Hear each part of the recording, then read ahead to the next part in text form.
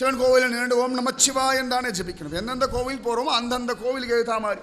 இப்போ திருச்செந்தூர் போகிறோம் அப்படின்னா வெற்றிவேல் முருகனுக்கு. ஆனால் அந்த விட்டல் பக்தா என்ன பண்ணுவா, எங்கே போனாலும் ஜெய் ஜெய் ராம் கிருஷ்ண ஹரி, ஜெய் ஜெய் ராம் கிருஷ்ண ஹரி, ஜெய் ஜெய் ராம் கிருஷ்ண ஹரி, ஜெய் ஜெய் ராம் கிருஷ்ண ஹரி, ஜெய் ஜெய் ராம் கிருஷ்ண ஹரி,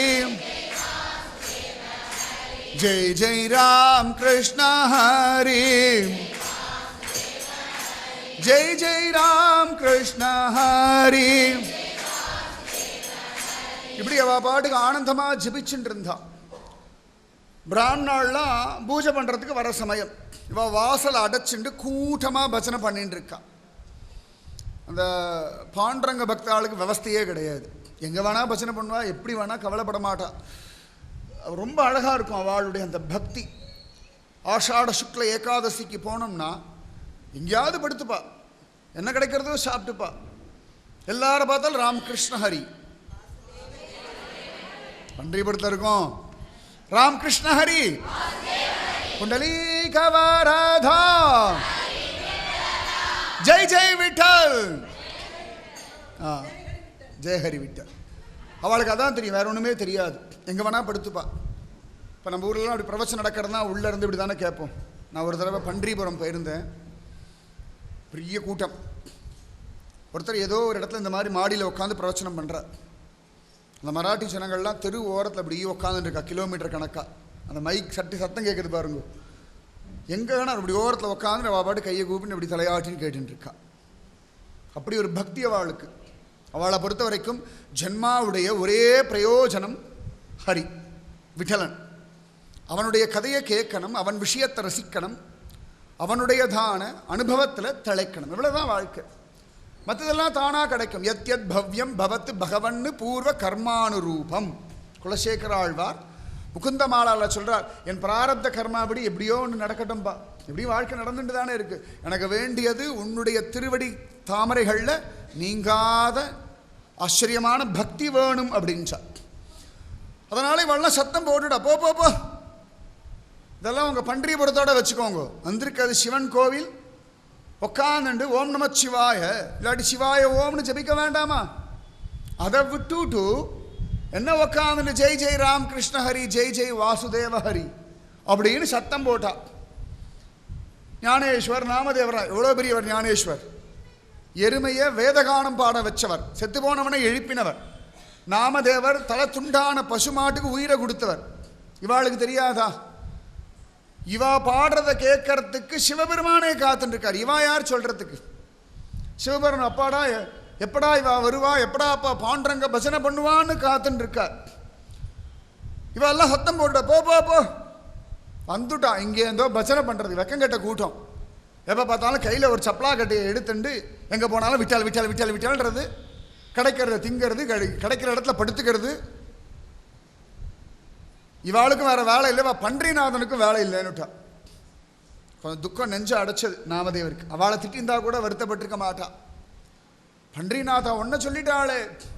ஞானேஸ்வர் சொன்னா, அவள் சொல்கிற அவள்லாம் துவேஷ பக்தி, கண்டுக்காத விட்டுடு. அவள்லாம் ஆக மொத்தத்தில் பாரு, இன்னைக்கு அவள்லாம் பாண்டரன்னு நினச்சுட்டா பாத்தியா, இதான் வசத்தின்னுட்டான். இன்னைக்கு பாத்தியா அவள்லாம் மகாசிவராத்திரி அன்னைக்கு மகா புண்ணியம் பண்ணியிருக்கா. சிவன் கோவில் வாசல் நின்று என்ன பெரிய பாண்டரங்கன், என்ன பெரிய பன்றிபுரம், என்ன ராமகிருஷ்ணஹரி வாசுதேவஹரி. இவ்வளவு நாள் சிவபூஜை பண்ண பிரயோஜனம் சிவபெருமான் சொல்ல வச்சுட்டார் பாத்தியா. ஜெய் ஜெய் ராம் கிருஷ்ண ஹரி, ஜெய் ஜெய் ராம் கிருஷ்ண ஹரி. ஏன்னா பகுனாம் ஜன்மனாம் அந்தே ஞானவான்மாம் பிரபத்தியதே. பகவான் கீதையில் சொல்றான், பல கோடி ஜென்மா கழிச்சுதான் என்னிடத்துல ஒரு பக்தி உண்டாகுன்றான் கிருஷ்ணன். உடனே நாமதேவர் குஷி ஆயிட்டார். கோவில் வாசல்ல தானே பஜனை பாடக்கூடாது, பின்னாடி போய் பாடுவோம் அவ்வளோதானே அப்படின்னு சொல்லி அழகாக பின்பக்கம் வந்துட்டார்கள். இவாள்லாம் பாட்டு பூஜை பண்ணிட்டு இருக்கா. இவா ஒரு பக்கம் வேத மந்திரம் சொல்றா, இன்னொரு பக்கம் ஜெய் ஜெய் ராம் கிருஷ்ண ஹரி, जय जय राम कृष्ण हरि जय जय राम कृष्ण हरि जय जय राम कृष्ण हरि जय जय राम कृष्ण हरि जय जय राम कृष्ण हरि जय जय राम कृष्ण हरि जय जय राम कृष्ण हरि இவா பஜனை பாடுறா. ஆனால் இந்த அவளோட பஜனை சப்தம், இந்த ஜால்ரா சப்தம், கை தட்டுற சப்தம்லாம் இந்த பூஜை பண்ணுறவாளுக்கு இடைஞ்சலாக இருக்கு. இல்லை அப்படி பார்த்துங்க, ஓம் சிவாய், ஓம் சம்போ மகாதேவா அப்படின்றான்.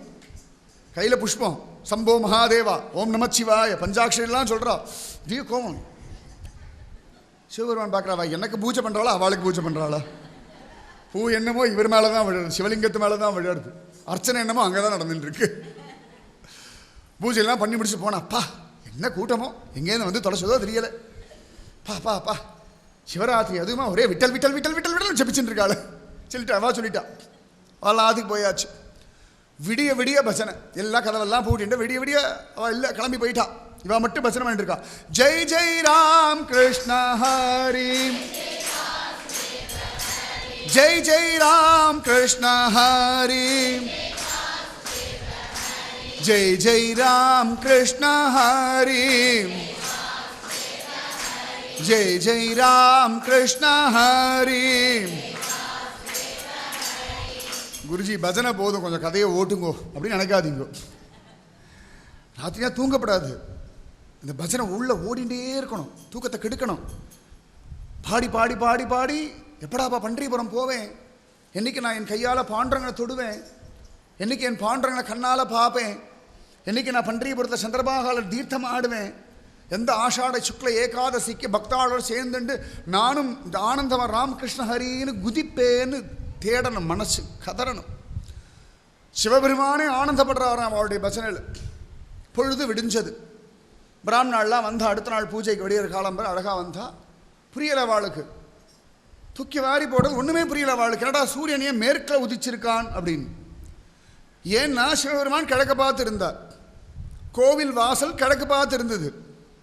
இப்போ பார்த்தா மேற்கு பார்த்து கோவில் வாசல் திரும்பிடுத்து, கோவிலே திரும்பிடுத்து, கோவிலே திரும்பிடுத்து. கோவில் திரும்பினது மட்டும் இல்லை, சிவலிங்கத்தோட லிங்கம் இருக்கு பாருங்க, ஆவுடையார் அப்படியே இருக்கார், லிங்கம் மட்டும் திரும்பிடுத்து. இன்னைக்கு அந்த கோவில் போனோம்னா, சாதாரணமாக சிவன் கோவில் போய் நீங்கள் அப்படி எதிர்க்க இருக்கணும்னா ஆவுடையார் அந்த பக்கம் தானே இருப்பார். அந்த கோவிலில் மட்டும் இப்படி இருப்பார், இப்படி இருப்பார் வச்சுக்கோங்க. சிவலிங்கம் மட்டும் இப்படி திரும்பி. சரியா? நீங்கள் சாதாரண கோவிலில் போய் பார்த்தோம்னா நம்முடைய வலதுகை பக்கத்தில் ஆவுடையா இருக்கும், ரைட்டாக சிவபெருமானுக்கு.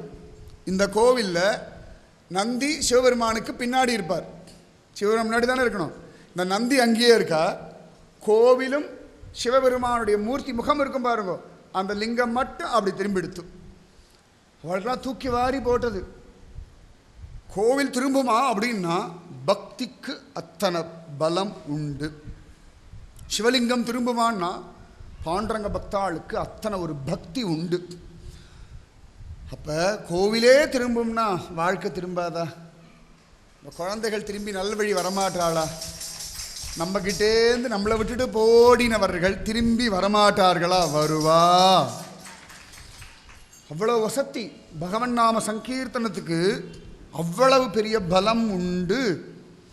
கோவிலே திரும்பிடுது. இன்றைக்கும் அந்த கோவில் அப்படி தான் இருக்கு. நான் போய் சேவிச்சிருக்கேன், துவாரகையிலேருந்து சேவிச்சிருக்கேன் போய். நான் ரொம்ப அழகாக இருப்பார் அந்த பெரிய கோவில், வித்தியாசமாக இருக்கும். என்னடா நான் பார்த்தா இப்படி இருப்பார், ஆச்சரியமாக இருப்பார். இந்த நாக்நாத் மகாராஷ்டிரா தேசத்தில், மகாராஷ்டிரா இல்லை சாரி, ஆச்சரியமானவர் அந்த நாக்நாத். அப்போ அந்த பகவத் பஜனைக்கு என்ன பலம்னு பார்த்துக்கோங்க. இப்படி எல்லாம் நிரூபணம் பண்ணிண்டு வரார்கள் ஜோரா.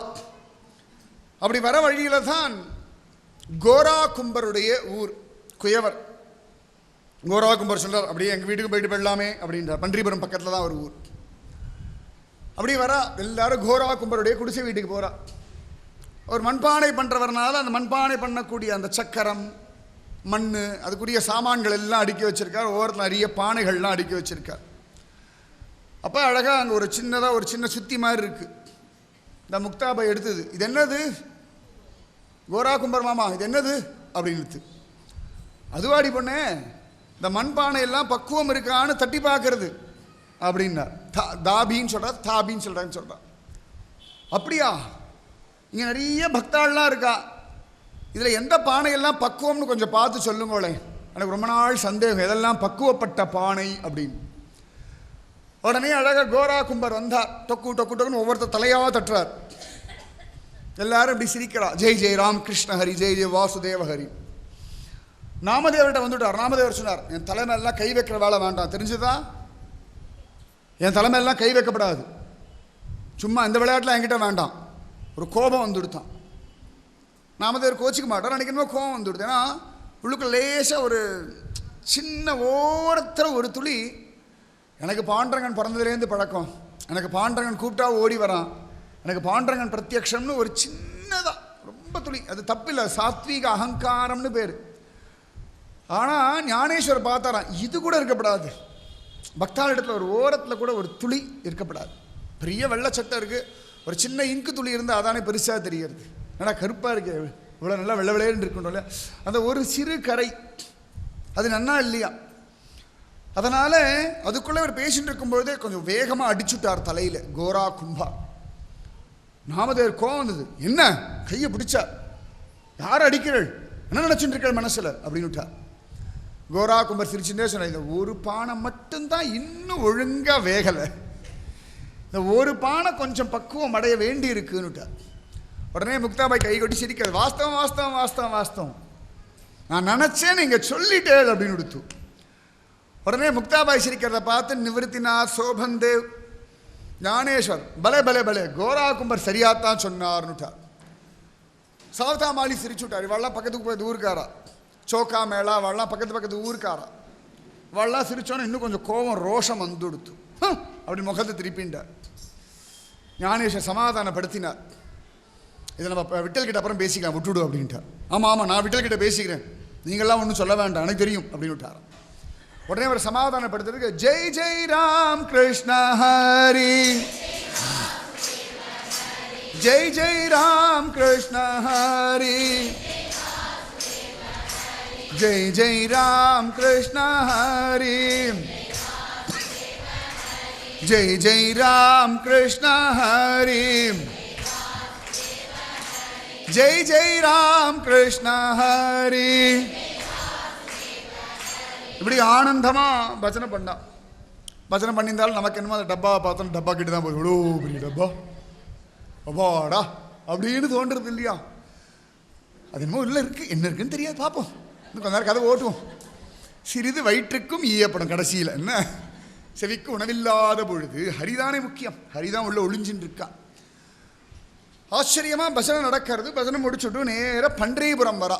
நேத்தியே சொன்னேன், பாண்டரங்கன் எப்படி அவர்களெல்லாம் ஆனந்தமாக வரவேற்றான். ஓடி வந்து கட்டி அணைச்சுண்டு, கண்ணா கீழே வச்சிடும்,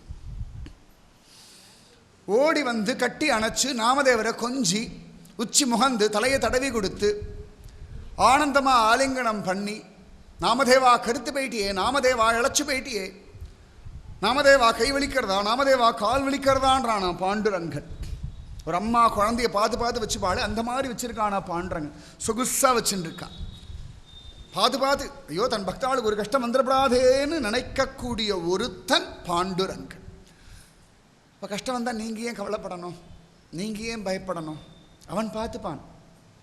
அவன் உங்களை தன்னுடைய சொத்தாக நினைக்கிறான், உங்கள் குடும்பத்தை தன் சொத்தாக நினைக்கிறான். உங்களுக்கு ஒரு கஷ்டம்னா அவன் மனசு பதறது, அப்போ அவன் மனசு பதறதுனால நீங்கள் பதற வேண்டாம் அவசியம் இல்லை. அவன் பதறினானா நிச்சயமாக முடிவு நல்லா தானே எடுப்பான், தீர்வு அழகாக தானே கொடுப்பான். நீங்கள் பதற்றம் அடையவே வேண்டாம். அது எப்படி பதறாமல் இருக்கிறது அப்படின்னா, ஜெய் ஜெய் ராம் கிருஷ்ண ஹரி, ஜெய் ஜெய் ராம் கிருஷ்ண ஹரி. யார் வந்தாலும் யார் போனாலும் பாண்டரங்கன் இருக்கான், எது நடந்தாலும் எது நடக்கலைனாலும் பாண்டரங்கன் இருக்கான், விட்டலன் இருக்கான். கவலையே படாதீங்க. நிச்சயமாக நல்லது தான் நடக்கும். தைரியமாக நிம்மதியாக இருக்கு. விட்டலன் இருக்கான், விட்டோபா இருக்கான். எல்லாரும் வந்தாச்சு. அழகா பாண்டரங்கன் சந்நிதி கழிச்சுட்டு போகிறான். எல்லாரும் பார்க்குறா. ருக்மிணி தேவி பார்த்துட்டா, பரம சந்தோஷம். எல்லாரையும் பார்க்குறா. பகவான் எல்லார் கழுத்துலையும் மாலையை போடுறான். இந்த பன்றிபுரத்துல எல்லாம் வழக்கம் உண்டு. பாகவதா யாரை பார்த்தாலும் கழுத்தில் மாலையை போட்டுருவான். பாண்டரங்கன் தன் திருக்கைகள்னால மாலையை போடுறான். ருக்மிணி தேவி எல்லார் நெத்தியிலையும் அழகாக கோபி சந்தனம். இந்த பன்றிபுரத்தில் போனோம்னா இந்த திருவிழெல்லாம் அந்த நெத்தியில் நாமம் வைக்கிறதுக்குனே குட்டி குட்டி பசங்கள் அலைவா. இப்படி நம்ம தலையில் நெத்தி கொஞ்சம் ஒன்றுமே இல்லாமல் இருந்தால் உடனே இப்படி இப்படி கொண்டு வந்து வச்சிருவா. அழகாக ஒரு நாமத்தை வச்சு ஒரு கருப்பு பொட்டு வச்சு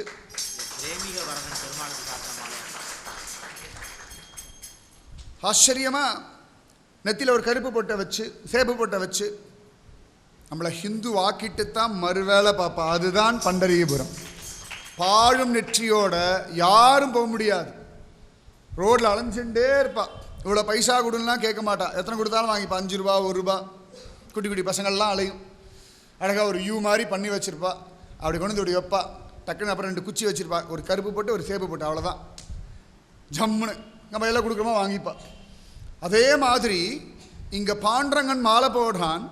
ருக்மிணி பிராட்டி எல்லா நெத்திலையும் திலகம் வச்சு விடுறாளாம். தாயா இந்த குழந்தைகள்லாம் வந்து ஆலத்தி எடுத்து அப்படி வைப்போம் இல்லையா, ஆரத்தி எடுத்து நெத்தியில் பொட்டு வச்சு திருஷ்டி கழிப்போம் இல்லையா, அந்த மாதிரி ருக்மிணி பிராட்டி எல்லாரும் நிற்க வச்சு, அப்பா என் பக்தாள் இத்தனை பேர் பார்த்துருப்பா, எல்லாருடைய கண் திருஷ்டியும் போகட்டும்.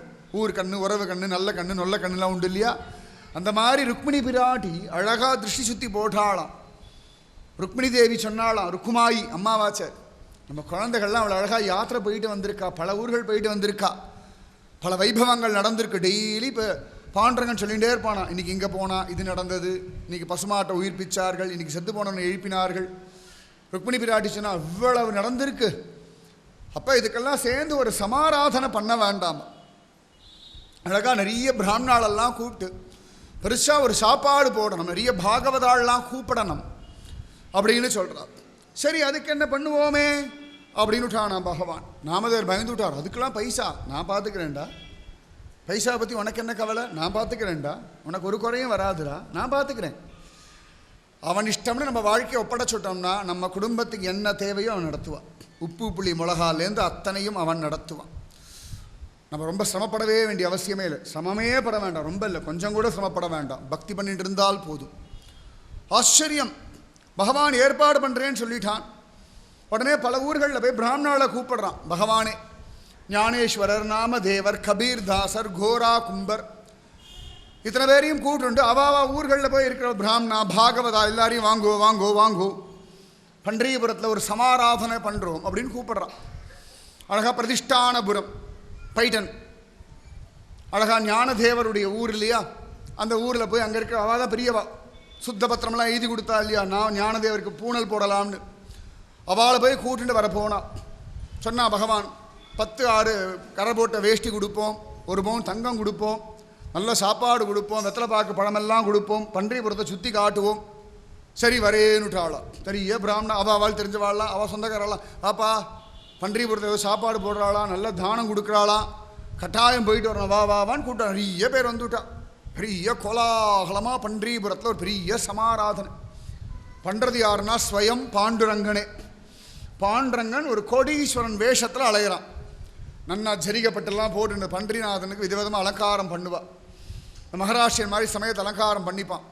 நல்லா நீல கலரில் ஒரு வேஷ்டியை உடுத்திண்டு, நல்லா வெல்வெட் சொக்காவை போட்டுண்டு, பெரிய அழகாக ஷால் எடுத்து இப்படி போட்டுண்டு, இந்த மகாராஷ்டிரனுக்கு ஒரு தொப்பி உண்டு, அதில் முத்துச்சையில் தொங்க விட்டுண்டு, கையில் ஒரு கோல் எடுத்துண்டு, அந்த பணக்காரன் கெத்தில் அப்படி வரான், அதை பண்ணு இதை பண்ணு, பாகவதால் வாங்க வாங்க உட்காருங்க, ஜெய் ஜெய் ராம் கிருஷ்ணஹரி, உடனே ஜெய் ஜெய் வாசுதேவஹரி அப்படின்றான். ஞானேஸ்வரர் நாமதேவரெல்லாம் சிரிக்கிறார். உனக்கேண்டா இந்த வேலை, நீ சும்மா ஓரத்தில் உட்காரான், என் குழந்தைகள் ஜெயிச்சுட்டு வந்திருக்கு, அதை நாளவா கொண்டாடணும். இப்போ குழந்தைகள் ஸ்கூலில் பெருசாக ப்ரைஸ் வாங்கியிருக்கான்னா அதில் யார்கிட்டையும் போய் சொல்ல, அப்பா அம்மா ஊராக சொல்லிகிட்டு இருப்பா. வீட்டில் கப்பு கப்பாக அடிக்க வச்சுனேன், என் பிள்ளை அப்பா வாங்கினது இப்போ வாங்கினது, இப்போ என்ன வாங்குறதுனா சொல் பேச்சே கேட்குறதா தான் முக்கியம். இப்போ நம்ம தான் அதுக்கிட்ட திட்டு வாங்கிட்டு இருக்கோம். இது 1 வயசில் வாங்கினது, 2 வயசில் வாங்கினது, இப்போ என்ன வாங்குறது, அதுக்கிட்ட திட்டு வாங்கிட்டு இருக்கேன். அதான் சொல் பேச்சை கேட்க மாட்டேங்கிறது, அது பாட்டுக்கு தோன்றது செய்யறது, அவ்வளோதான். அதனால தாயார் சொல்லிட்டானா, பாண்டரங்கன்னு சொல்லிட்டானா, பகவான் பெரிய பணக்கார வேஷம், மற்றவா யாருக்கும் தெரியல. உத்தமமான பாகவதாளுக்கு மட்டுமே இது பாண்டரங்கன்னு தெரியறது. பகவான் ஓடி ஆடி வேர்க்க விறுவிறுக்க வேலை செய்கிறானாம். வாங்கோ வாங்கோ வாங்கோன்னு தாயாரும் பெருமாளுமா வரவா எல்லாருக்கும் பாத பூஜை பண்ணுறாளாம். பன்றிபுரம் அவ்வளோ வசதி தெரியுமா? பன்றிபுரம் பாகவதாளை கொண்டாடுற மாதிரி லோகத்தில் வேற எந்த இடம் உண்டு? பாகவதா அப்படின்னா பன்றிபுரம் தான். பக்தி ஒன்று தான் பிராதானியம். யாரை பார்த்தாலும் காலில் விழக்கூடிய ஒரு கூட்டம் இந்த பாண்டுரங்க பக்த கூட்டம். அவளுக்கு ஜாதி முக்கியம் இல்லை, வயசு முக்கியம் இல்லை. பன்றிபுரத்தில் அப்படி தட்டாமாலை சுற்றின்னு இருப்பா. ஆண் பெண்டாட்டியும் கணவனுமா சுற்றி, 2 பேர் சுற்றி முடிச்சு 2 பேர் ஒருத்தர் மேலே ஒருத்தர் காலில் விழுந்துப்பா. கணவன் காலில் விழப்படாது, விழறாளே அப்படின்னா அது பாண்டரங்க ஸ்வரூபம். அவள் சரீரம் பாண்டரங்க ஸ்வரூபம். அவள் கொடுக்குற ஆனந்தம் பாண்டரங்க பிரசாதம். அவள் சமைச்சு போடுறது பாண்டரங்க கிருபை. அப்படி ஒரு பாவம் அவளுக்கெல்லாம். பாண்டரங்கன் பண்டரீநாதன் இதான் ஸ்வபாவம். பகவானே அத்தனை பேருக்கும் பாத பூஜையெல்லாம் பண்ணுறான். ஞானேஸ்வர் கண்கள் கலங்கிறது. பாண்டரங்கா ஏன்பா அப்படியெல்லாம் பண்ணுறாய்? ஏன் பின்ன என் பக்தாள் யாத்திரை போயிட்டு வந்தது கொண்டாடுறேன், இதை மதிச்சு இத்தனை பேர் வந்திருக்காளே, என் பக்தாளை யார் கொண்டாடுறாளோ அவர்களை கொண்டாட வேண்டியது என் தர்மம். அப்படிப்பட்டவன் நான் பகவான் பாண்டரங்கன். அழகா எல்லாருக்கும் சாப்பாடெல்லாம் போட்டாச்சு. ருக்மிணி பிராட்டி அழகா ஜலம் கொடுக்குறா. சாப்பிட்றதுக்கு முன்னாடி ஜலம், சாப்பிட்றதுக்கு அப்புறம் ஜலம், எல்லாம் கை கூப்பிண்டு எல்லா பிராமணாலும் உட்காந்துட்டு இருக்கா. சாப்பிட்றதுக்கு இலை போட்டாச்சு. அவள் அழகா ஜோரா அழகா மந்திரம் எல்லாம் சொல்லுங்கன்னு பாண்டரன் கையில் ஜலம் வாங்கிட்டு மந்திரம் எல்லாம் சொல்கிறான். சொல்லிட்டு நமஸ்காரம் பண்ணுங்கன்றா. பாண்டுரங்கனும் ருக்மிணியும் ஞானேஸ்வர் நாமதேவர் இவர்களோட சேர்ந்து இந்த பிராமணாவை அவ்வளோ அழகாக நமஸ்காரம் பண்ணுறான். சுவாமியே சுவாமி நமஸ்காரம் பண்ணுறான். ஏன்னா என் பக்தர்கள் அப்படின்னு எல்லாம் ஆச்சு. நன்னா சாப்பிட்டு அவள் சாப்பிட்டு எழுந்துக்க முடியல. எத்தனை ஐட்டம் போட்டுருக்கான்னு தெரியல. கிட்டத்தட்ட ஒரு சப்பன் போகும் 56 ஐட்டம். ஃபஸ்ட் கிளாஸாக இருக்குது. இது வரைக்கும் அவள் அப்படி சாப்பிட்டதே இல்லை. ஏன்னா பண்ணது ருக்மிணி பிராட்டி. தாயார் பண்ண அவ்வளோ நன்னா இருக்கும் இல்லையா? அவ்வளோ அழகாக ஜோராக சாப்பாடு சாப்பிட்டுட்டே இருக்கா. சாப்பிட்டுட்டு எழுந்துக்க முடியல. பாண்டரங்கனே ஒவ்வொருத்தராக கையை பிடிச்சி தூக்கி விடுறான். எல்லாம் எழுந்தாச்சு, கையெல்லாம் அலம்பிண்டார்கள். பாண்டரங்கன் சொன்னால் தட்சணை கொடுக்குறோம். பிராமணா சொன்னா இல்லை, நீங்களும் நன்னா சாப்பிட்ட பிறகு அதுக்கப்புறம் தட்சணை கொடுங்கோ, வாங்கிக்கிறேன், முதல்ல நீங்கள்லாம் சாப்பிட்டுடுங்கோ அப்படின்னா. உடனே இந்த பாகவத கூட்டம் உக்காந்தது. அவள் யாருக்கும் தெரியாது பாண்டரங்கன்னு. பாண்டரங்கன் இந்த பக்கத்தில் நாமதேவர், இந்த பக்கம் ஞானேஸ்வரர், அந்த பக்கம் கோரா கும்பார், அந்த பக்கம் சால்தாமாலி, இந்த பக்கம் ஜனாபாய், எல்லாம் லைனாக ராகா கும்பார், கபீர் தாசர், இத்தனை பேரும் உக்காந்தாச்சு.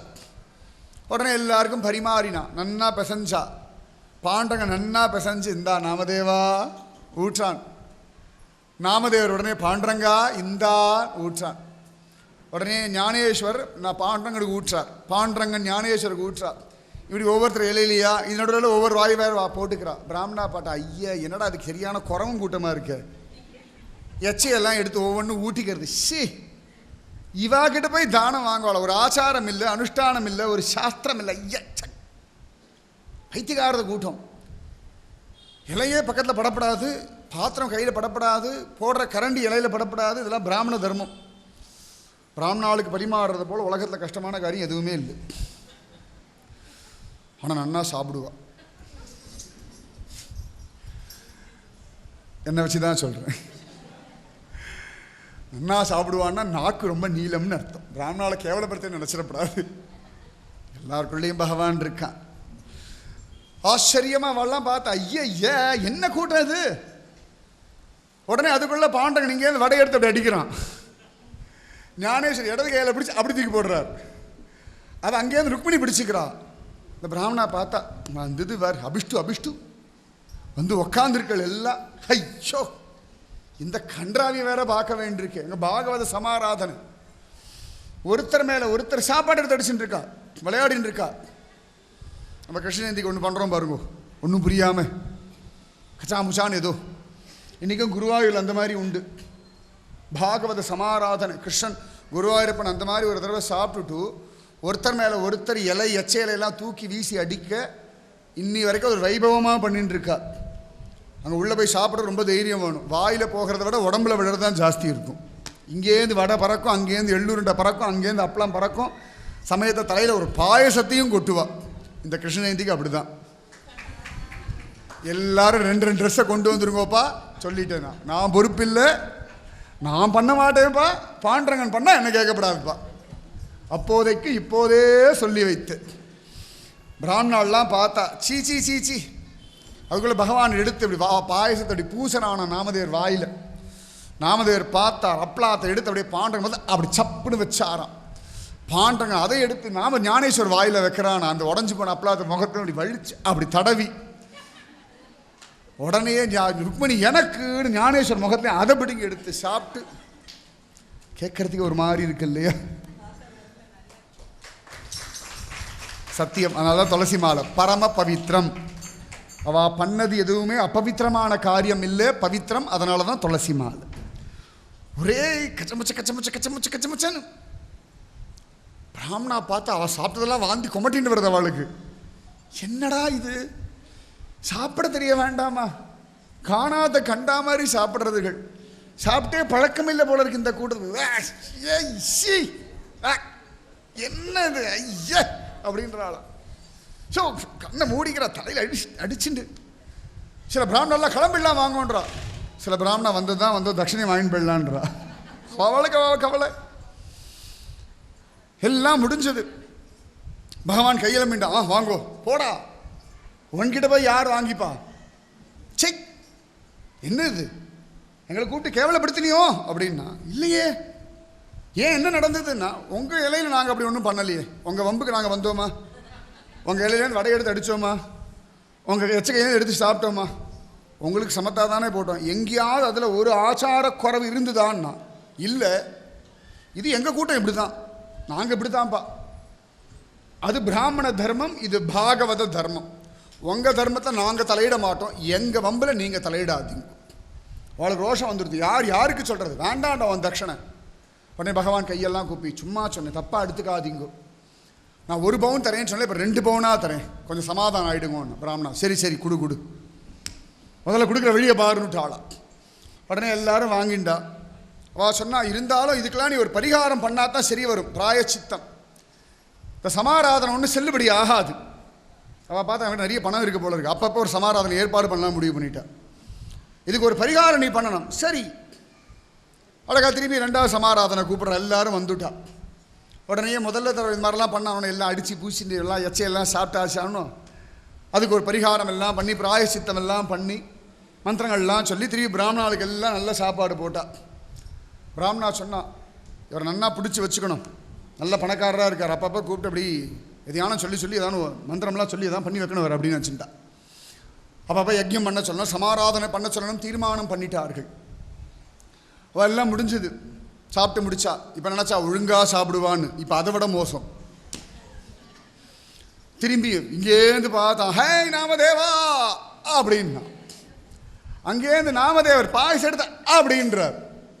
கீழே விழுந்து அது கீழெல்லாம் விழ, இங்கேருந்து இவர் போட்ட வடை அங்கேயும் இல்லாமல் இங்கேயும் நடுவில் விழுந்துதா.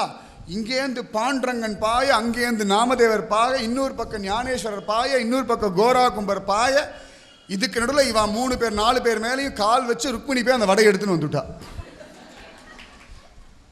பிராமணா பார்த்தா, போன வாட்டியே பரவாயில்ல போல இருக்கேப்பா, அந்த பொம்பளை என்ன வெக்கம் கட்டுறவளா இருக்கா, எல்லார் மேலேயும் காலை வைக்கிறா, புருஷன் மேலே கால் வைக்கிறா. செக் இன்னும் மோசம், அவாவா ஊட்டுறா. ஞானேஸ்வரர் வந்து ருக்மிணிக்கு ஊட்டுறா. அவா பார்க்குறா, என்னடா அது அவன் பொண்டாட்டிக்கு இவன் ஊட்டின்னு இருக்கான். அவளுக்கு தெரியல இது ஸ்வயம் ஜெகஜனனி ஜெகன்மாதா ருக்மிணின்னு தெரியல அவளுக்கு. அவள் பார்த்தா அழகான ஒரு பணக்கார வீட்டு பெண், அவ்வளோதான். நம்ம எப்படி பார்க்குறோமே அப்படி தானே. கலியுகத்தில் ஒரு அண்ணனும் தங்கையும் நடந்து போகிறா அப்படின்னாலே ஜோடி போண்டு போகிறான்னு அப்படி தானே. பல சந்தர்ப்பங்கள் எனக்கே அந்த அனுபவங்கள் வந்திருக்கு. இப்படி சிரிச்சு போயிட்டு இருந்தா அப்படின்னா என்னமோ அப்படின்னு விடுவா. ஒன்றும் சரியில்லை, ஊரே கெட்டு போச்சுன்னுடுவா. போயின்னு இருக்கிறது அண்ணா தங்கையாக இருக்கும். ராத்திரி எங்கேயாவது குழந்தை தங்க வருவா, அழிச்சுட்டு அண்ணன் போவோம் 10 மணிக்கு. பார்த்தியா ஜோடி போட்டு 10 மணிக்கு அலையிறதுகள். என்னமோ இவாளுக்கு தெரிஞ்ச பையன் இவாளுக்கு தெரிஞ்ச பொண்ணு மாதிரி இஷ்டத்துக்கு வாயில் வந்தபடி தானே பேசுவா. மகா மோசம். இங்கே ஞானேஸ்வரர் ஊற்றார், அங்கே அவர் போய் எவளுக்கு ஊற்றார், என்னமோ நடக்கிறது. முக்தாபாய் அழகா பாண்டரங்கன் தலைமையில ஏறி உக்காந்துண்டு எனக்கு அவர் மேலே வடைய போடணுன்றது, அப்பளாத்த போடணுன்றது. யாரோ ஒருத்தர் பாதி குடிச்ச பாயசம் எடுத்து பாண்டரங்கன் தலையில் கொற்றா. ஒரே உடம்பு முழுக்க ஒரு பக்கம் பாயசான்னம், ஒரு பக்கம் சக்கரை பொங்கல் இன்னொரு பக்கம், ரசம் இன்னொரு பக்கம், சாம்பார், தலையில் ஒரு வடை, இடுப்பில் என்னமோ உருத்துறதையும் பார்த்தா ஒரு உருண்டை, கடலை உருண்டை வேற உட்காந்துருக்கு பாண்டரங்களுக்கு. ஒன்றும் புரியல வாளுக்கு, என்ன நடக்கிறது இங்கே. இதில் எல்லாரும் பாண்டரங்க மேலே வந்து தொப்பு தொப்புன்னு விழறா எச்சலையோட. அத்தனை பேரும் பாண்டரங்க மேலே விழுந்துட்டா. பாண்டரங்க அப்படி எழுந்தான். இடுப்பில் ஞானேஸ்வரரை தூக்கிண்டு, நாமதேவரை தூக்கிண்டு, காலில் சோபன் தேவை தூக்கிண்டு, தோல் மேலே முக்தாபாயை தூக்கிண்டு. இந்த பாண்டரனோட படம் உண்டு, பார்த்துருக்கலாம் தெரியாது. எல்லா பக்தாளையும் தூக்கிண்டு அப்படி நடப்பான் பாண்டரங்க. அத்தனை பேரையும் தூக்கிண்டு பாண்டரங்கன் பிரபு இப்படி நிற்கலாம். தெய்வீகமான காட்சி. சிவபெருமான் பிரம்மதேவரெல்லாம் பார்த்து அகோபாகியம் அகோபாகியம், இந்த மாதிரி நமக்கு பாண்டரன் அனுபவிக்க தெரியலையே. ஆச்சரியமான விஸ்வம் விஷ்ணு வசட்காரகன் இருக்கும்படியான ஸ்ரீமன் நாராயணன் பாண்டரங்கனா இவ்வளவு கீழே இறங்கிட்டானே. கிருஷ்ணவதாரத்தில் இறங்கினதை விட இன்னும் கீழே இறங்கிட்டானா. கிருஷ்ணவதாரத்தில் கூட இவ்வளவு சௌலபியம் இல்லையா. பண்டீபுரத்தில் அவ்வளவு எளிமையா பக்தாளோட பக்தாளா கலந்து பழகிறான். பிராமணா வந்து கத்தினா, என்னையா நீ திருந்த மாட்டியா? அவா சொன்னா, பகவான் திருந்த மாட்டேன். ஏண்டா பிராயச்சித்தம் பண்ணிய? ஆமா, அந்த பிராயச்சித்தம் பண்ணதுக்கு இது பிராயச்சித்தம். அவளுக்கு புரியல. நீ பிராயச்சித்தம் பண்ணது எங்களுக்கு அபச்சாரப்பட்டதானே, உங்களுக்கு அபச்சாரப்பட்டேன்னு ஒரு பிராயச்சித்தம் சொன்னேல, அந்த பிராயச்சித்தத்துக்கு இது பிராயச்சித்தம். இங்கே இவாளோட எச்சலை சாப்பிட்டது தப்புன்னு, அதுக்கு பரிகாரம் பண்ணுறேன்னு ஒரு பிராயச்சித்தம் பண்ணேன், அதுக்கான பரிகாரம் இது திரும்பி இவாளோட சாப்பிட்றது. இப்போ அவள் கேட்டால், எங்களை அவமானப்படுத்துறது கூப்பிட்டியா? இல்லவே இல்லை. பின் எதுக்கடா கூப்பிட்டான்னா, பிராமணாலெல்லாம் பாகவதாளா மாற்றுறதுக்கு. பாகவதாளை பிராமணாளாக மாற்ற வேண்டாம், எனக்கு பிராமணாளை பாகவதாளா மாற்றணும். நீங்களும் இந்த மாதிரி பக்த சாம்ராஜ்யத்தில் நீந்தி கழிக்கணும். வேதமெல்லாம் படிச்சேள், புராண இதிகாசமெல்லாம் படிச்சேள், சாரத்தை கிரகிக்க வேண்டாமா? சாரத்தை அனுபவிக்க வேண்டாமா? இதானே பாகவத தர்மம். இந்த தர்மத்தை விட்டுவிட்டு வேற என்ன சுகத்தை கண்டேள்? அப்போ அவள் கேட்டா, என்னடா இந்த கூட்டத்தோட எச்சையில் சாப்பிட்றது ஒரு பெரிய தர்மமா அப்படின்னா. பாண்டரனுக்கு கோவம் வந்துடுத்து. யார் தெரியுமா அது அப்படின்னா. கபீர்தாசரை காமிச்சான். யார் தெரியுமா அது அப்படின்னா. யாரா அது? யாரோ ஒரு முஸ்லீம் ஃபக்கீர் மாதிரி இருக்கான். சிரிச்சார். உங்களுக்கு அப்படி தான் தெரியும், பாருங்க அப்படின்னு கை காட்டுறான். அடுத்த க்ஷணம் பார்த்தா கிளிமுகத்தோட ரிஷி நிற்கிறார், சுகபிரம்ம மகரிஷி. சுகபிரம்ம மகரிஷி தான் ஸ்வயம் கபீர்தாசர். சுகபிரம்மம் கிருஷ்ணா கிருஷ்ணா சொன்னா இல்லை ராமா ராமான்னு சொல்லிட்டு இருக்கார். ராம ராம ராம ராம ராம ராம ராம் ராம ராம ராம ராம ராம சீதாராம். அப்படியே தன்னெல்லாம் மறந்து சுகபிரம்மம் நின்றுருக்கார். துக்கி வாரி போட்டது பிராமணாளுக்கு. இது யார் தெரியுமா அப்படின்றார். நாமதேவரை காற்றா. இப்படி பார்க்கறா. ஸ்வயம் உத்தவர். ராதே கிருஷ்ணா கிருஷ்ணா ராதே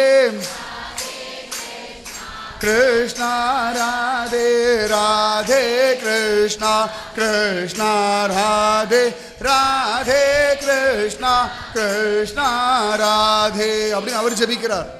முடியல, இன்னும் இருக்கு. ராதே